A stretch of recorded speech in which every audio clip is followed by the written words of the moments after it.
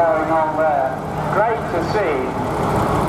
Right, 35. Now is this a grey and gold? Not quite, but it's, we'll talk about this engine in a minute, thank you.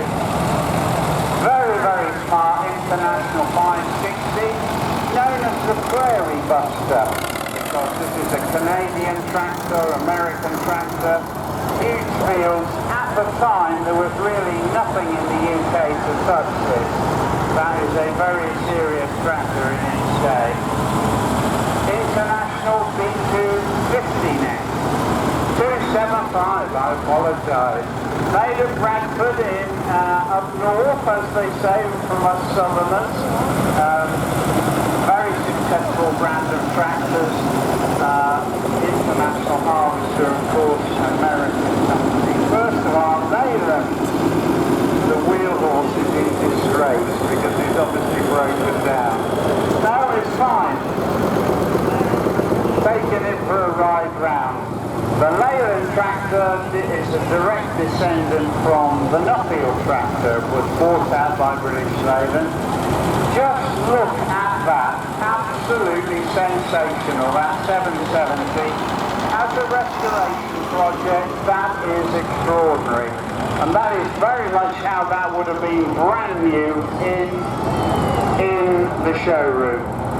VM, Bullingdon Monktall.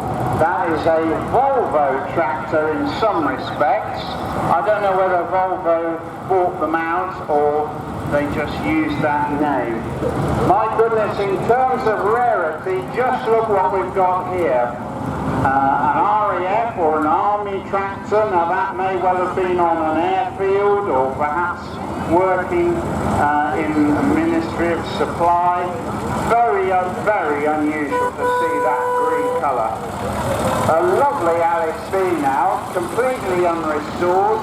Very much World War II age-wise. That would have come over on the lease lend scheme, which was America helping England out because of the time. Huge food shortages, and so they sent those American tractors over. 4-cylinder grey Fergie again, petrol paraffin. You start it on petrol, once it's warmed up you run it on paraffin. Lovely Fordson motor again, quite a genuine old tractor. A huge part of the Ford tractor story was that Fordson motor. Ford 3000, now we had a 5000 earlier, this is a 3000, so about 45 horsepower with that Ford safety cab on there, designed to protect the driver. If the tractor tipped over, the driver would survive. Again, absolutely stunning. You can only really just be completely amazed at the quality of these restorations. You can see the two tractors there, the Fordson Dexter and the Grey Fergie. Ford were pretty merciless in their competitive nature. If they saw another product, they would jolly well get on and make something equivalent. Bit later now with a Q cab, but my goodness, look at that. Beautifully presented, that lovely Massey Ferguson. 250 next with a Q cab, absolutely as it came off the farm, with the fittings for a load.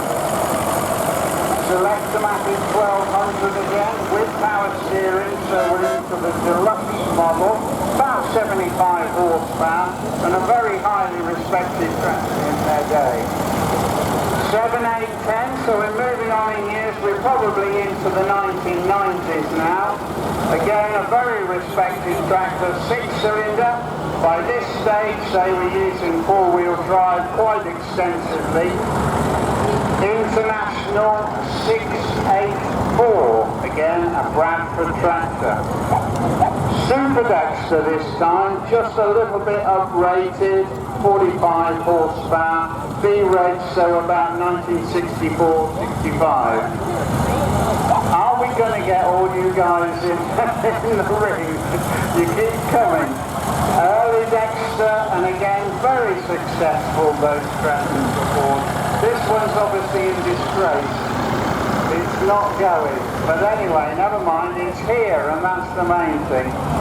Again, quality of restoration, absolutely mouth-watering. That is a credit to you, sir. Really wonderful to see. A tractor that's probably 70 plus years of age. 71, sorry. 69 years in one family. Fantastic. Right. Another Dexter. Wonderful to see. A lovely David Brown crop master now. Now people think with that great big bench seat that's so you can sit and talk to the wife. It's not about that at all. It's about the fact that you can move from one side of the tractor to the other when you're working in row crops. You did not want to hoe the crop, you wanted to hoe the weeds. 165 next, Banner Lane, Coventry. Ultra successful tractor for Massey Ferguson.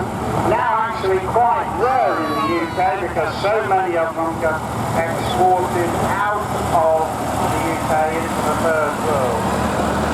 A very smart Leyland mini tractor now. Again, this was Nuffield stroke Leyland's answer to that grey Fergie. Absolutely nothing to see.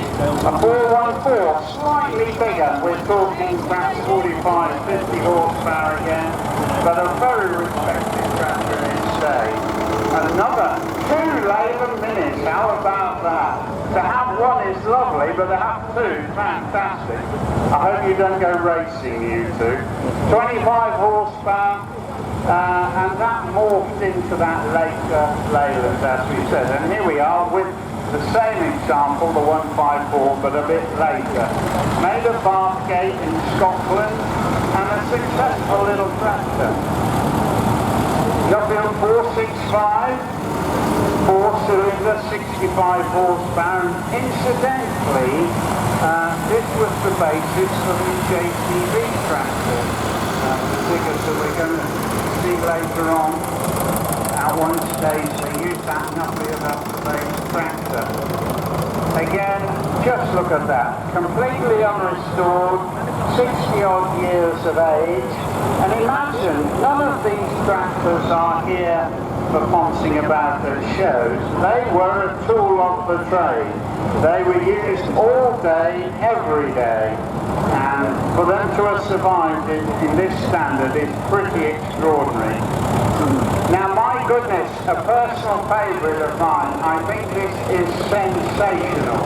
This yellow Fortune Major, there's obviously a story there. Muir Hill probably would have had a hand in something to do with that because they would take the basic tractor from Ford's and they would upgrade it. They would put a single pedal brake pedal, which in safety terms was regarded as being safer. I think we've got a Perkins P6 in a Fordson Dexter. Now how about that? That is something you don't see very often. Lovely to see that, and what a combination. I bet that flies on the road. Wonderful to see. E27N next, just after the war. Massive amounts of shortages of materials, etc. Ford came up with the E27N. E for English, 27 because it's 27 horsepower, and N because Ford called everything N. All sorts of tractors in the range were denoted with N. Lovely to see. Another industrial tractor here, this one rigged up with a loader, International Harvester again. Wonderful to see that. Another grey Fergie. Over 500,000 grey Fergies, I think about 515,000 were made. And if you ever want the significance of these little grey Fergies, it is all about that production number. My goodness, for the John Deere fanatics amongst us, we have a real treat. Just look at these three. The 4020, which did come over to the UK in some numbers in the early 70s, a very serious tractor in its day. And then these three sensational John Deeres. We'll have to talk to these guys a bit about this. I think this one's had a heart transplant with a wonderful Detroit diesel, the 5020. ladies and gentlemen, when you think you've seen everything, then something really, really rare and unusual comes in. This wonderful baker here, the 2550, and that number on the back of there denotes the engine horsepower, 50 horsepower, and the 25 stands for the horsepower at the belt pulley. So my goodness, ladies and gentlemen, just look at that as a display of tractors. Absolutely incredible. A tremendous thank you to all of you tractor drivers for coming and supporting us. The quality and the diversity of tractors here this weekend. Absolutely incredible. So we're going to talk to